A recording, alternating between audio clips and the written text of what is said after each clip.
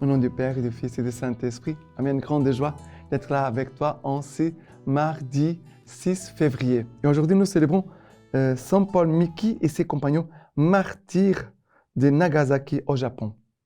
Et la première lecture d'aujourd'hui, c'est 1er Roi, chapitre 8, à partir du verset 22. Puis Salomon s'étend devant l'autel du Seigneur en présence de toute l'assemblée d'Israël. Il étendit les mains vers le ciel et dit, Seigneur Dieu d'Israël, il n'y a aucun Dieu pareil à toi là-haut dans les cieux, ni ici-bas sur la terre. Toi qui es fidèle à l'alliance et garde la bienveillance à l'égard de tes serviteurs, quand ils marchent de tout leur cœur devant toi. Après verset 27. Mais Dieu habiterait-il vraiment sur la terre? Voici que les cieux et les cieux des cieux ne le peuvent contenir, moins encore cette maison que j'ai construite. Sois attentif à la prière et à la supplication de ton serviteur. Dieu, mon Dieu, Seigneur mon Dieu, écoute l'appel et la prière que ton serviteur fait aujourd'hui devant toi. Que tes yeux soient ouverts jour et nuit sur cette maison, sur ce lieu dont tu as dit, mon nom sera là. Écoute la prière que ton serviteur fera en ce lieu. Écoute la supplication de ton serviteur et de ton peuple Israël lorsqu'ils prieront en ce lieu.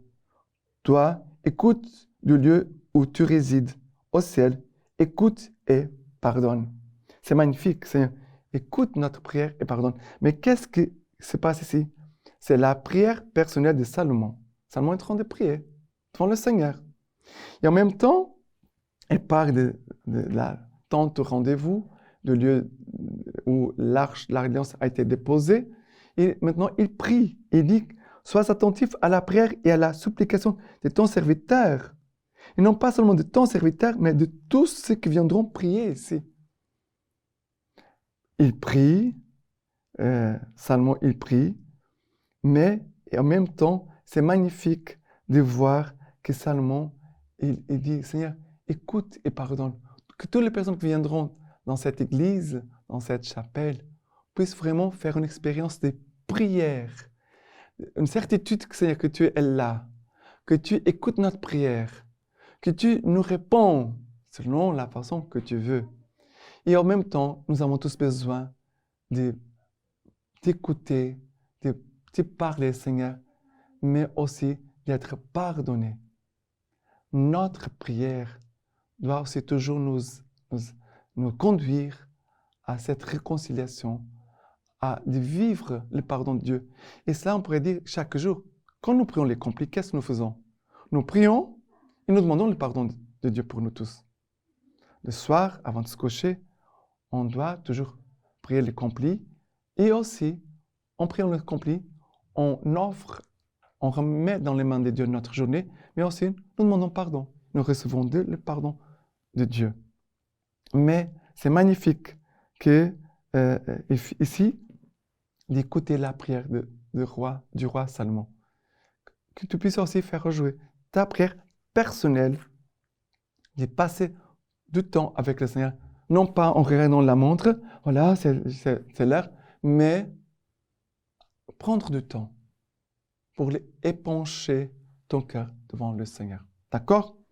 Et maintenant, le psaume d'aujourd'hui, c'est le psaume 84, à partir du verset 3. Mon âme soupire et languit après les parvis du Seigneur. Mon cœur et ma chair crient de joie vers les dieux vivants. Le passereau même a trouvé une maison, et l'hirondelle un nid pour elle, où elle pose ses petits. Tes autels, Seigneur Sabaoth, mon roi et mon Dieu. Heureux les habitants de ta maison, et te louent sans cesse. Après, verset 10. Ô Dieu, notre bouclier, vois, regarde la face de ton Messie. Mieux veut un jour en tes parvis que 1000 à la guise. Rester au seuil dans la maison de mon Dieu que d'habiter la terre de l'Empire. Alors, ici, le Seigneur nous dit, le psaume nous dit, mieux vaut habiter un jour en tes parvis que 1000 en Magis. Ça veut dire que 1000 ailleurs. Habiter un jour dans la maison du Seigneur. Mais nous sommes appelés à habiter dans le Seigneur tout le temps. Nous devons demander un cœur de prière. Prier sans cesse. D'être en présence du Seigneur sans cesse. La prière sans cesse. Être en présence du Seigneur sans cesse. Ça veut dire ma pensée, elle est tournée vers le Seigneur. Elle n'est pas dispersée. OK? Et en même temps, je ne veux pas perdre mon temps avec des choses inutiles. Ma vie, c'est le Christ, nous dit Saint Paul. Ma vie, c'est le Christ. Et toutes les autres choses, c'est d'ordure, voilà. C'est poubelle. Alors, le Seigneur veut nous donner de voir les choses à partir de l'essentiel. Le premier, le centre, c'est Dieu et les autres choses après. Mais que notre cœur, notre pensée soit attachée au Seigneur tout le temps. OK? Et maintenant, l'évangile d'aujourd'hui, c'est Marc chapitre 7, à partir du verset 1. Les pharisiens et quelques scribes venus de Jérusalem se rassemblent auprès de lui et voyant quelques-uns de ses disciples prendre leur repas avec des mains impures, c'est-à-dire non lavées. Les pharisiens, en effet, et tous les juifs ne mangent pas sans s'être lavé les bras jusqu'au coude, conformément à la tradition des anciens. Et ils ne mangent pas au retour de la place publique avant de s'être aspergés d'eau. Il y a beaucoup d'autres pratiques qu'ils observent par tradition. Lavage des coupes, des cruches et des plats d'airain. Donc, les pharisiens et les scribes l'interrogent. Pourquoi tes disciples ne se comportent-ils pas suivant la tradition des anciens, mais prennent-ils leur repas avec des mains impures? Il leur dit, Isaïe a bien prophétisé de vous, hypocrites, ainsi qu'il est écrit. Ces peuples m'honorent des lèvres, mais leur cœur est loin de moi. Vain est le culte qu'ils me rendent. Les doctrines qu'ils enseignent ne sont pas préceptes. Les doctrines qu'ils enseignent ne sont que préceptes humains. Vous mettez de côté le commandement de Dieu pour vous attacher à la tradition des hommes. Il leur disait, vous annulez bel et bien le commandement de Dieu pour observer votre tradition.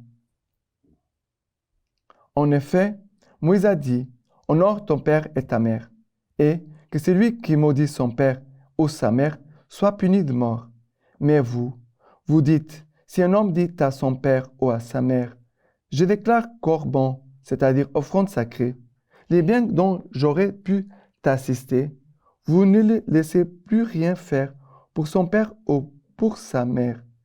Et vous annulez ainsi la parole de Dieu par la tradition que vous êtes transmise. Et vous faites bien d'autres choses du même genre. Ça veut dire que Jésus est en train de dire, mais vous êtes en train de suivre des traditions, mais vous n'êtes pas en train de suivre Jésus-Christ, l'Évangile, Dieu. C'est cela que Jésus est en train de nous dire. Nous devons regarder nos traditions, dire, cette tradition, elle est conforme à l'Évangile ou pas?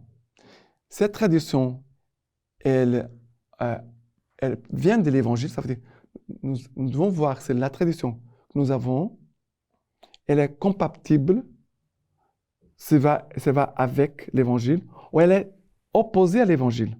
C'est cela que nous devons faire attention. S'il y a des traditions qui ne sont pas conformes à l'Évangile, sont même contraires à ce que Jésus nous enseigne dans l'Évangile, on doit dire à la tradition, non, je ne le ferai pas, parce que je dois accomplir l'Évangile. C'est cela le plus important. Parce que parfois, les gens s'attachent aux traditions. Ah, ce sont des traditions très anciennes, voilà, une grande histoire. Mais ce n'est pas l'Évangile. Ce n'est pas l'Évangile. Est-ce que je vois l'Évangile dans cette tradition? Et cette tradition m'aide à mettre en pratique l'Évangile ou pas? Parce que la tradition m'amène à faire des péchés, des choses contraires à l'Évangile, on doit dire non. Vous comprenez? Et quand je dis tradition, Ça veut dire des pratiques que les gens font. Que ce n'est pas seulement une tradition dans le sens, voilà, aujourd'hui, nous allons pratiquer telle tradition. Parce qu'il y a une fête. Non, ça veut dire que ce sont des coutumes, des habitudes, des choses que les gens font chaque jour. Ça sont des traditions. En chaque culture, il y a ça. Parce que chaque peuple vit d'une façon. Ici au Brésil, nous vivons d'une façon. En Afrique, c'est une autre façon. En Europe, c'est une autre façon. Et nous devons, Jésus est en train de reprocher. Parce qu'ils sont en train de pratiquer une tradition, mais ne regardent pas les cœurs, les âmes. Ce peuple m'honore des lèvres, mais leur cœur est loin de moi. Ah, à quoi sert? Ça ne sert à rien. C'est la tradition. Vous comprenez? D'accord? Et maintenant, aujourd'hui, nous célébrons Saint Paul Miki, ses compagnons martyrs du Japon. Et ici, nous avons la lecture patristique. Il nous dit ceci. Puis, Paul Miki, et ses compagnons, tournant les regards vers ses compagnons, et s'est mis à les encourager dans ce combat suprême. De la joie apparaissait sur son visage, sur les visages de tous, mais spécialement sur les visages de lui. Lorsqu'un chrétien lui cria qu'il serait bientôt en paradis, il eut un geste des doigts et de tout le corps qui exprimait une joie profonde et qui tourna vers lui les regards de tous les spectateurs.